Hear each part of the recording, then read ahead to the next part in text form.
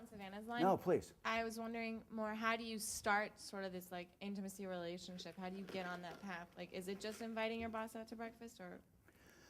Well, you start it right in, how about how you show up to work, about how you deal with your work conversations. And yeah, at some point, and let's get into some of the details for a second, but at some point, you've got to get people outside of the work environment. How many of you in here has ever been in sales? Raise your hands. Okay, let me ask a different question. How many of you is single? Raise your hands. All right, you're all in sales, all right? There is not a single person in this room that at some point or another has not been in sales, all right? We are all in sales, whether you're selling yourself to a potential significant other at a bar, whether or not you want to raise, whether you wanted to get involved in this internship program, everybody is always in sales, okay? You're always in sales.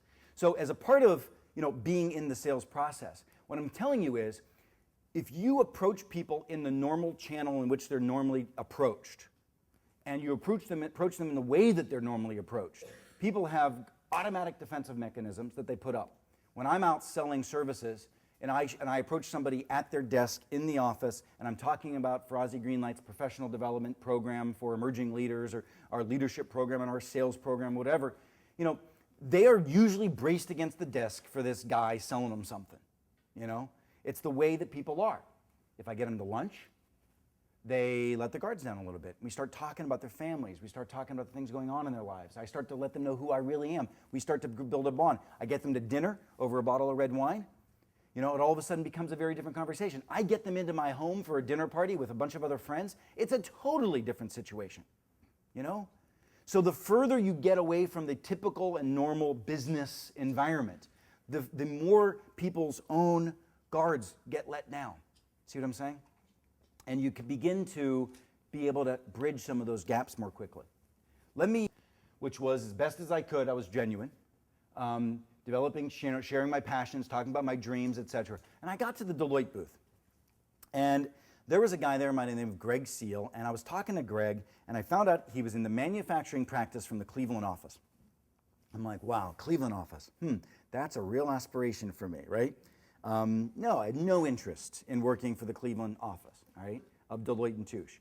Manufacturing, on the other hand, I was like, well, that's interesting because I grew up in a manufacturing background, and part of my reasoning why I wanted to get into politics was because I was really intrigued by being able to bring back to Pennsylvania, the manufacturing institutions that failed my family, that made my family unemployed for as many years as we were, because the steel industry was going abroad because of bad management in American steel, and I wanted to do something again for Pennsylvania. I was altruistic in that way, and I started talking to him about how powerful I think manufacturing was, and I said to him, listen, I would come and work as a summer intern in the Cleveland practice if I could work with you and the manufacturing practice. We're talking about this. I didn't know it, but I left. He picked up the phone. He called the CEO of Deloitte. Because I didn't know this, but this is the first year that Deloitte had ever recruited at Harvard. He called the CEO of Deloitte as he was leaving. He said, Pat, I just want to let you know, I just met this young man who we've got to have. I don't know what kind of competition there's going to be for this guy, but we've got to have him, and I may need your support. So I ultimately got the offer, and the next day the day before my final McKinsey interview, I get a call. And it's this big, gruff voice. Hi, this is Pat Lecanto from Deloitte. And I wanted to let you know, if you have a chance, I'd love to have you have dinner with me tonight. I'm in Boston at HBS. And I said, well, yeah, that's great. I've got a flight tomorrow morning. He's, well, I'm down in New York. If you wouldn't mind coming down in New York, we'll get your flight down. I'd love to have dinner. I was like, well, Mr. Lecanto, I really can't. I've got to be out in Chicago. He's like, I know about your McKinsey interview. I'm like, whoa, it's kind of scary. But anyway, I know about your McKinsey interview. Come on down, I'll make sure you get on a plane to get out to that interview. All right, so we're sitting there at dinner, and it's Pat, Greg Seal, and one of their compatriots who ultimately became the chief operating officer of the company. And this is literally, we had a bottle of red wine, a person at this stage, all right? We were rocked, all right? We were on our second grappa, and at this stage, smoking cigars. Thank goodness, maybe women don't get asked to do that. Thank God you don't get asked to do that, all right? So I am just a mess at this stage. And I'm standing there, and Pat looks at me, and I'm going to be off color for a moment, but I'm just quoting the guy. He looks at me, and he goes, who the fuck do you think you are? I'm like, wow, that's a recruiting tactic. He said, do you think the chairman of McKinsey even knows your name? I'm the CEO of Deloitte & Touche, and I'm sitting here having dinner with you, kissing your butt, trying to get you on board to this company because we think you could make a difference here. Like, wow. I sort of mustered up enough sobriety to sort of process what he was saying. And I said, you know what? You're right. And I made the first of a long series of decisions that I've always made in my life to make choices of where I wanted to go work by virtue of who I was going to work for. I always made the choice to work wherever I was going to have the deepest, most close personal relationship with the most important person that I could in the company. Because I knew that those individuals would usher and bring me up the company, and I knew that they would teach me more because they would invest in me and my care and concern. They would give me the hard time. They would kick me in the butt. But at the same time, they'd protect me from my own stupidity. When the others around me wanted to shoot me because of my swelled head or whatever it was. You know what I'm saying? So I looked at Pat and I said, Pat, I'll come on board to Deloitte & Touche. I'll come on board right now under one condition. And this changed my life. This moment changed my life. Under one condition. Every year, you and I will have dinner one-on-one twice. 2 times a year, you and I will have dinner if I come on board. And if you say yes to that, then I'm yours tonight. And he did. He did. And he honored that. Interestingly enough, within 2 years, we're having dinner one night, and he says to me, hey, Keith, what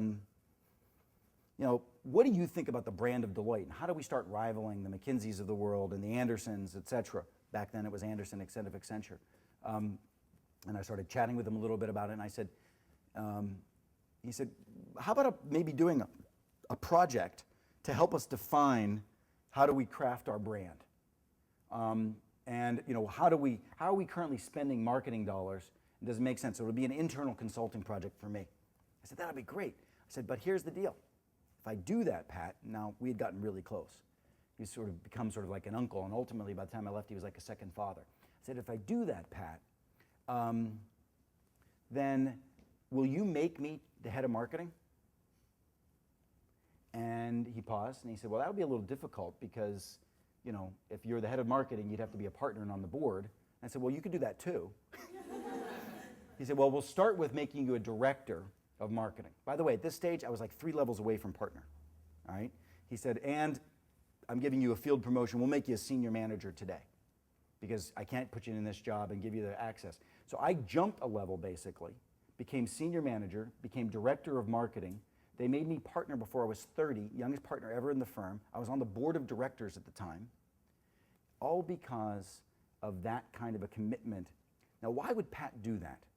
Why would Pat do that? It's because, let's take a look at something else real quick. Currency. I had currency with Pat. And this is what we call the generosity pyramid. And it starts with being intimate. Pat and I had intimacy. That was probably one of the first things that he really was attracted to me with. That intimacy was the bond between the two of us. So I'm telling you that if you don't have that intimacy, you're not being generous to others. The next level up is I was a smart guy. My product, who I was smart. But I wasn't the smartest. I wasn't some marketing whiz. Frankly, the product just has to be adequate, to be honest with you. I mean, when I say adequate, at McKinsey, the bar of adequate's much higher. At Goldman, the bar of adequate's much, much higher than in maybe some other places. But at the end of the day, your product has to work. It doesn't have to. You're not going to differentiate yourself necessarily on your product. Some of you might, if you've got some whiz-bang, mind that has some analytical, expertise, et cetera. But at the end of the day, you're probably not differentiating yourself on that. The next side up was I was thinking broadly. So not only was I was a smart guy, but I was thinking cleverly. I was wrapping ideas. I was saying to Pat, well, gee, Pat, if I do this job for you, what if I then, while I'm doing it, why don't I sort of, without taking out the title or anything, why don't I start doing more and more of the responsibilities of the job, even in advance of my taking the title or you giving it to me? By the way, one of the things that I want all of you to know, never ask for anything other than more responsibility.